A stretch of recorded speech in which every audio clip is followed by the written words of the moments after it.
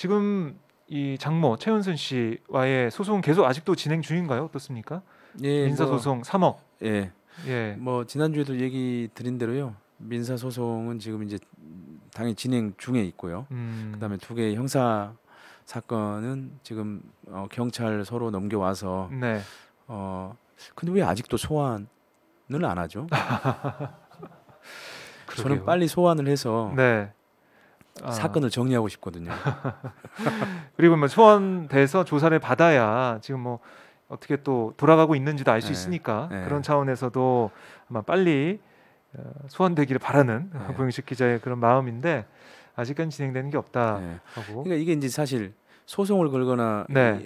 그다음에 고소를 하거나 고발을 하거나 이런 건이 사실 기자들한테는 일종의 이제 두통거리 같은 거잖아요. 압박이 또 되죠. 예, 일정 부분. 두통거리이고 네. 그리고 뭔가 이제 뒤에 뭔가 이제 계속 남아 있는 듯한 불편함을 이제 느끼는데 네. 어쨌든 간에 좀 제가 경찰청에 부탁을 하면 좀 빨리 소환해서 좀 조사를 해 주십시오. 네. 예, 언제든지 가서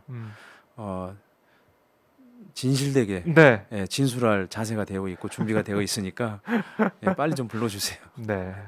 뭐 경찰에서도 아마 이 방송을 애청하지 않을까 저희 방송을 생각도 드는데 언제쯤 소환이 될지 이것도 공식 기자 소환 여부 일정도 지켜봐야 될 것 같습니다.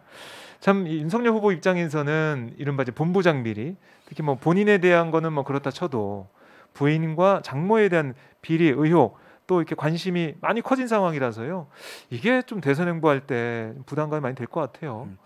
그러니까 사실 윤석열 후보는 거의 검사로 살아왔지 않습니까? 네. 네. 항상 강조하는 게 26년간. 예, 그러니까는 재수한 기간까지의 이제 거기를 학업 기간이라고 치면 네.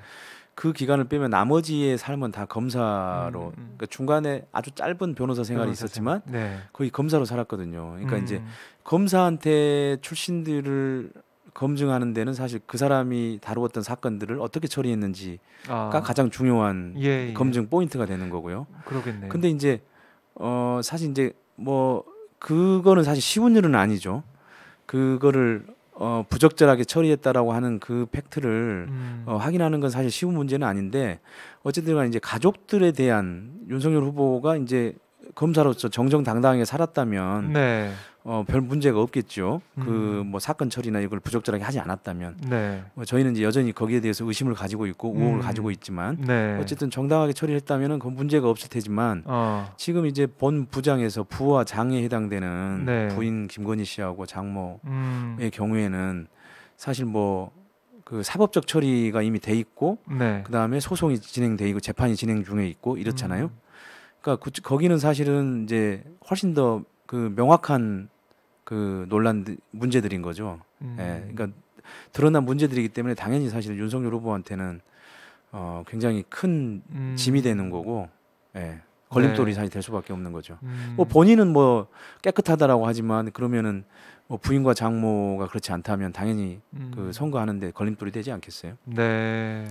이게 지금 뭐 검사들 수사를 하고 있고 보도가 되고 있고 하면서 검사 생활에 있어서 어떤 거 했는지도 물론 의혹이 있지만은 그건 이제 우리 알 수가 없는데 이건 드러나 있기 때문에 드러난 문제점이다. 그래서 더 힘들다 이런 건데 윤석열 후보가 이 자신의 이제 가족에 대해서 특히 이제 김건희 씨에 대해서 형사적으로 뭐 문제될 게 없다라고 얘기했는데 그거는 이 녹취에 대해서 얘기한 부분도 있을까요? 어떻게 보세요? 시점은 뭐 뒤라고 하니까 이것도 좀 판단했을까요? 녹취록 자체는 무슨 형사적 문제가 생기거나 네.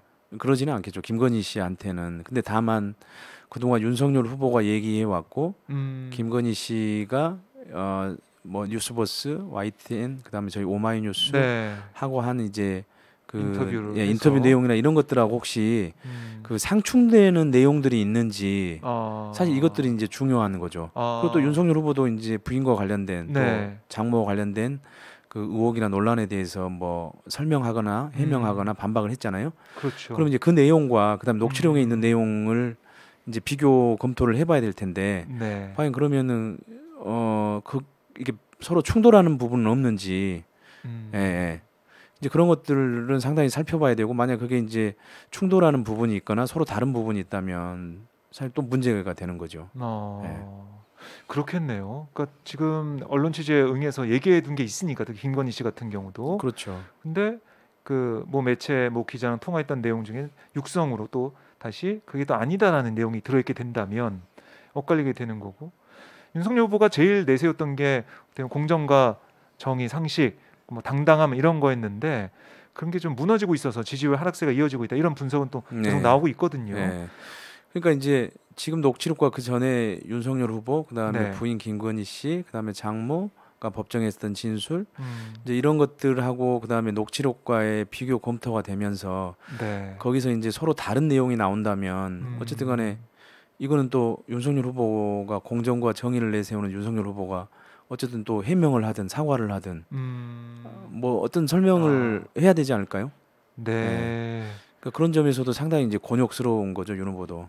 아, 지금 이 기자가 이걸 취재한 기자가 공개 시점을 이때로 잡은 이유 뭐 이런 것도 들어보셨나요 혹시? 그거는 지금 뭐 설 전 시점이기도 하고 예. 그래서 딱 이때 좀 얘기를 해야 우리 독자들 시청자들이 뭐 알게 해야 좀 파급력이 크다 이런 생각 좀 했는지도 이제 궁금하네요. 윤석열 후보가 이제 대선 후보들이 공식적으로 이제 음. 선거 후보로 네.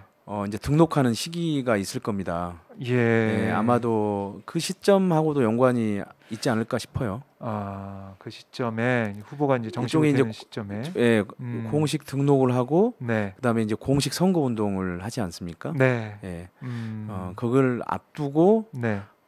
공개한다는 의미가 있을 거라고 저는 해석을 하고 있습니다. 알겠습니다. 그러니까 이것도 취재했던 기자도 저희가 뭐 따로 만나보든가 뭐 취재를 해서 이제 녹취가 공개되면 뭐 드러나게 되니까 예. 그때 속 시원하게 들어봤으면 좋겠네요. 또. 예, 제가 그 7시간 전화 통화를 했던 네. 그 기자에게도 이제 좀 요청을 해놓은 상황인데요. 저희 유튜브에 좀 언제 한번 출연을 해서, 그러니까 이제 네. 공개된 이후에 출연을 음. 해서 좀 얘기들을 좀 해달라라고 일단 요청을 해놓은 상황입니다. 그래서 뒷이야기 이런 거 좀 들으면 예, 좋겠네요. 그래서 이제 좀 아직 그 확답은 받지 못했지만 네. 이게 이제 그 공개된 이후에 좀 적당한 시기에 그 최초로 그 전화 통화를 했던 네. 7시간 했던 그 기자를 모시고 여기서 좀 자세한 얘기를 들어보는 시간을 가질 수 있도록 제가 노력을 하도록 하겠습니다. 네. 자, 저희 오늘 이 구영식 기자가 쓴 7시간 김건희 통화 녹음 파일 공개된다. 이 내용에 대해서 좀 얘기를 좀 나눠봤는데요.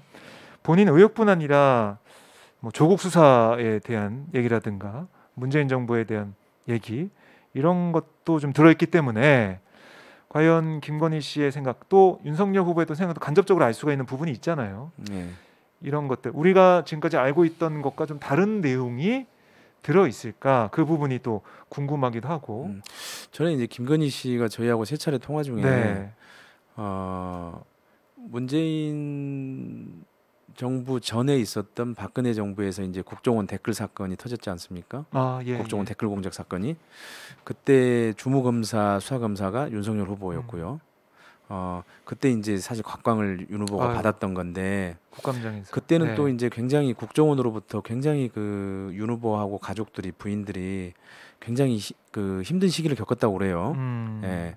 이제 그 얘기를 하면서 그래서 이제 이렇게 왔는데 네. 그리고 본인들이 이제 문재인 정부 세우는데 어느 정도 역할을 했는데 지금은 좀 서로 다른 처지가 됐지 않습니까? 네. 왜냐하면 제1야당의 대통령 후보가 됐으니까요. 그다음에 이제 여당과 그다음에 정부를 가장 비판하는 제1야당의 네. 대선 후보가 된 상황이기 때문에 이제 그런 거에 대한 좀 뭐 서운함, 섭섭함, 그다음에 반감 이런 것들을 표출한 적이 있어요. 네. 예. 그래서 아마도 이제 7시간 녹취록에도 뭐 그와 비슷한 내용들이 실려 있지 않을까 저는 그렇게 추정만 하고 있는 거죠. 네. 그 지금 개인적인 여러 가지 의혹뿐만이 아니라 지금 정치 상황과 또 여러 가지 선거 상황과 좀 맞물릴 수 있는 부분들이 있기 때문에 네. 관심을 가질 수밖에 없고 또 우리 국민들의 알 권리 차원에서도 더 이 녹취록은 보도가 되는 상황이다. 네. 정리할 수가 있겠네요. 네. 그리고 이제 뭐 그 아마 정치권이나 독자들 중에는 이제 저도 조국 장관 수사와 관련돼서 어떤 언급을 했을까.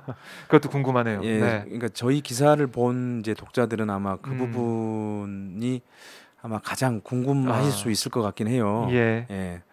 근데 이제 제가 취재한 내용이 있긴 하지만 그거는 이제 제가 아까 얘기 드렸던 그 취재 기자와의 그 약속, 그 매체와의 약속들이 있기 때문에 네. 어쨌든 이제 조국 장관 수사에 대한 어떤 그 김건희 씨의 어떤 의견, 어떤 언급이 있었다라고 하는 것 정도만 제가 전달해 드릴 수밖에 없음을 좀 이해를 해주시기 네. 바랍니다.